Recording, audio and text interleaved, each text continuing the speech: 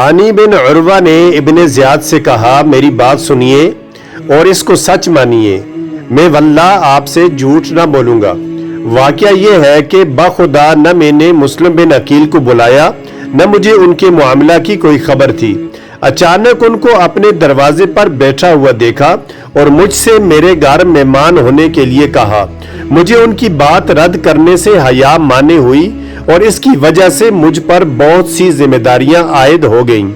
मैंने मजबूर होकर अपने घर में दाखिल किया और मेहमान बना लिया, और अगर अब आप मुझ पर इत्मीनान करें तो मैं अपने घर जाऊं और उनको अपने घर से निकाल दूं और आपके पास आ जाऊं। इब्ने ज़ियाद ने कहा कि खुदा की कसम, आप मुझसे उस वक्त तक जुदा नहीं हो सकते जब तक मुस्लिम बिन अकील को मेरे सपुर्द न कर दें। हानी ने कहा, मैं हरगिज ऐसा नहीं कर सकता कि अपने मेहमान को तुम्हारे सपुर्द कर दूं और तुम उसे कत्ल कर दो। हाज़िर मजलिस मुस्लिम बिन उमर बहली ने इब्ने ज़ियाद से कहा कि मुझे इजाजत दीजिए, मैं इन्हें समझाता हूँ।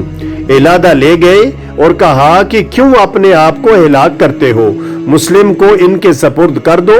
ये लोग सब आपस में भाई भाई हैं, एक दूसरे से निमट लेंगे, कत्ल न करेंगे और न कोई नुकसान पहुंचाएंगे। इस मामला में न आपकी कोई रुसवाई है न हार। हानी ने कहा, इससे ज्यादा क्या रुसवाई हो सकती है कि मैं अपने मेहमान को उसके दुश्मन के हवाला कर दूं। बाखुदा, अगर कोई मेरा यारो मददगार भी न होता और मैं तन्हा होता, जब भी अपने मेहमान को अपनी जिंदगी में इसके सपुर्द न करता।